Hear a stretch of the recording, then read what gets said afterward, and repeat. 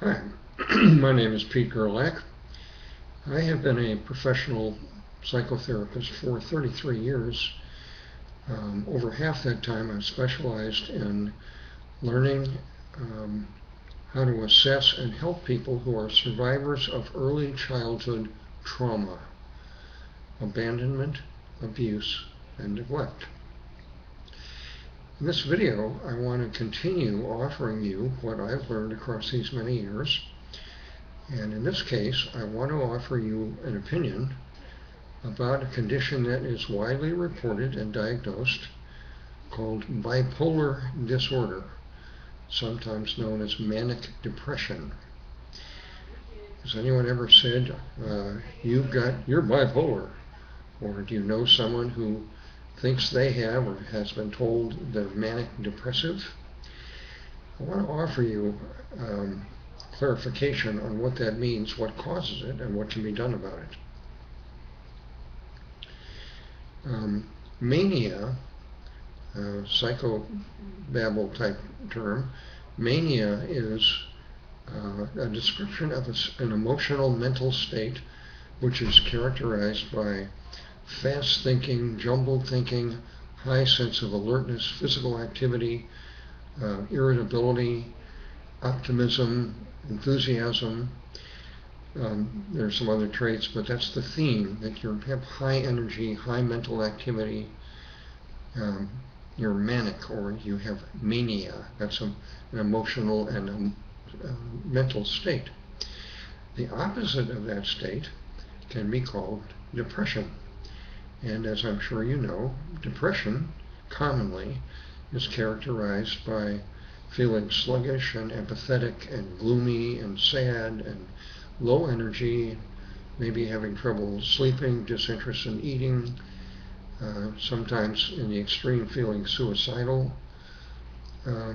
People commonly say, oh, he or she is depressed. When a teen or an adult goes from a depressive state to a manic state relatively quickly, over time, when they do that occasionally or even frequently, if the shift in mood is, quote, significant, that can be diagnosed by mental health professionals and by lay people as bipolar disorder. It's one of many types of so-called mood disorders. The common psychiatric treatment for bipolar disorder, once it is diagnosed, is with mood-altering drugs like lithium. It's a proven fact that for many people, taking lithium does even out their moods. This is true for a number of different disorders. So the traditional medical/psychiatric treatment for bipolar disorder is medicine. I propose that's a mistake. Let me try and explain why. One of the things that I have found, and a number of other researchers besides me have found, is that people who survive major trauma in their early years, age 0 through 6 roughly, if they experience consistent or significant adult neglect, abandonment, and abuse, alias trauma, such children develop disorganized personalities. One way of looking at that is your personality is just like a sports team or an orchestra. It's composed of talented members. In my case, I call them subselves. Each one has a specialty. So you are not one person. You are a group of specialists who all act in different ways together in different circumstances. Notice how you feel about that idea.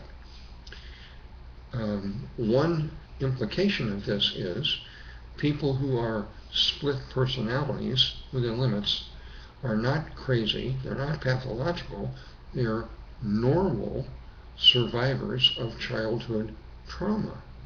Notice how that idea sits with you. So what? Here's what.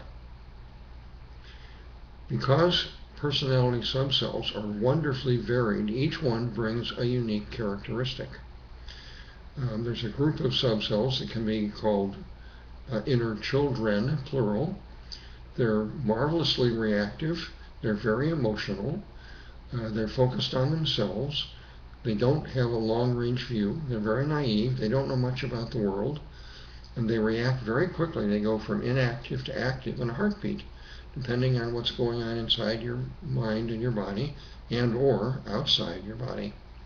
So you've got inner children. Another group of subselves are called guardians, who take care of the inner children. And a third group is called managers. One of the manager subselves that, in my opinion, after over 20 years of studying this phenomenon, every single person that I've ever met, numbering in the hundreds, has a manager subself called the true self. She or he has got the unique talent of leadership. Think of the best leader that you've ever experienced in a group, school, military, college, social, church, wherever. An instinctive good leader is resident in each one of us. The problem happens when the inner children or the guardians don't trust the inner true self, and they take us over. One thing that can happen occasionally or frequently is when somebody, one of our subselves, feels scared or uneasy or hurt or angry or lost or confused, they can go from quiet to active. When that happens, they take over or dominate our true self, and what we feel and think and perceive is as this subself was just taking us over, which might be an excited inner child. When such a subself with a lot of energy and optimism and only a very narrow view and excitement and seeking thrills, when that type of subself takes us over, guess what? We have the same thoughts and feelings that that subself brings us, and we feel manic. That may go along for 5 minutes or 14 hours or a week and a half. We may have, there are other subselves that contribute, but what I'm trying to say here is one or several subselves who bring us high energy, high activity, high optimism, high sensitivity, high reactivity. They take us over and cause manic thoughts, moods, and feelings. They affect our body, our heart rate, our sweat glands, our sleep, our digestion. It's very powerful. Then, conditions within us and outside of us change. And if the original cause for excitement or optimism or high energy go away, if something changes, a different set of subselves go from quiet to active, and they bring entirely different characteristics. They take over our true self. Our true self is disabled, and they bring us feelings of apathy and sadness and gloom and pessimism. They can affect our eating, our appetite, our sleep. So summarily, we have many normal survivors of childhood trauma have, globally speaking, two groups of subselves, an excited group and a depressed group. When they flip back and forth, depending on the world changing and evolving, that changes our mood from manic to depressed. Notice the implication. People who go through this are not mentally ill, they are wounded. They are psychologically wounded and have these subselves that do not trust the resident true self. Medicating this condition, this mood shifting back and forth, is not going to heal the fact that these subselves interact and don't trust the true self. Bottom line, medication may ameliorate, may ease the symptoms. The mood shifts may become much less marked and much less problematic personally and socially. So medications do work, but they do not cure the underlying real problem. You probably say, well, is there any hope? If I'm bipolar, what can I do? As a veteran therapist who has worked with many people with various mood disorders, including borderline, which is very similar to this, there is a way that you can find more stability chronically in your life without medication. It's a process called internal family systems therapy. I'm not going to describe it here. I've done so in other videos, and I do so in my nonprofit self-improvement lesson website called sfhelp.org. Just a thumbnail. What you can learn to do if you accept the idea that as a normal person you have all these subselves. Frequently people have between 15 and 30 active and inactive subselves. If you try that idea out with an open mind and you say, I think I'm going to get to know who my subselves are, and you dig a little deeper and you can identify the subselves that give you the manic condition, and also the subselves that can give you the depressed condition.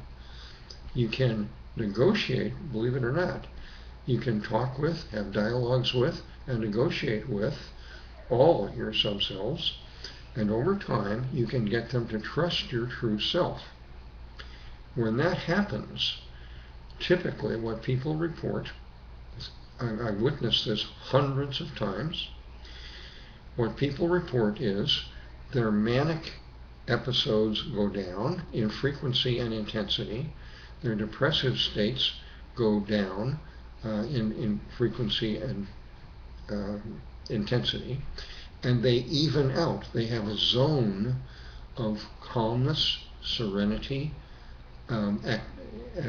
being awake, alert, alive, aware, but there is not this tremendous shift in moods and thinking patterns.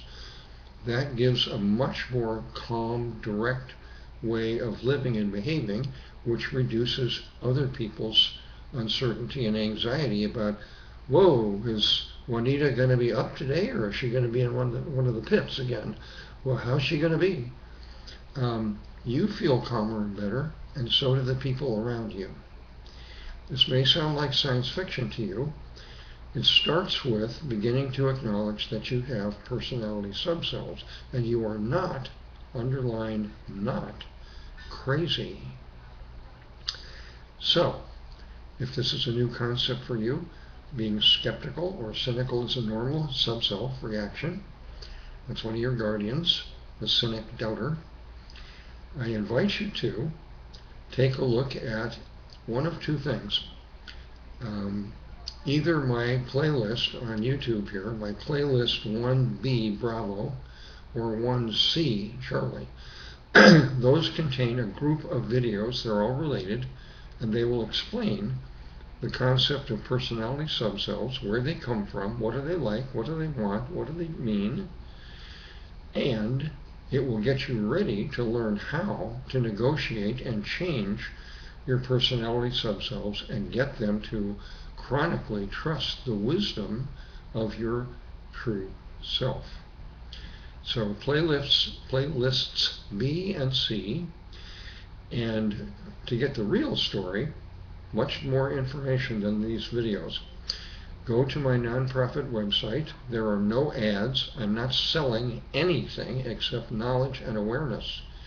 sfhelp.org. That is 7 sequential self-improvement lessons. The first lesson goes into great detail on exactly what I have been telling you in this summary video.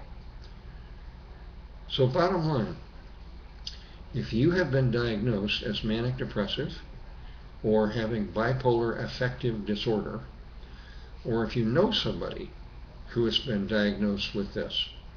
And if you and or they have been told, take this medication, that's the answer. My encouragement here is to try the medication if you need to even out, but don't assume that's going to cure the problem, because it probably won't. Try lesson 1 in my website. Get to know your personality subselves. They're amazing. So is your true self. He or she is amazing. Get to know yourself, and you'll find that mood swings of all types mellow out to the point where you feel relatively stable almost all the time. Would you like that? Give it a try. As always, if you have any comments or questions or constructive feedback about this video or any other video or my website, I would welcome hearing from you. Meanwhile, I'm grateful that you took the time to listen to these ideas. Thanks very much.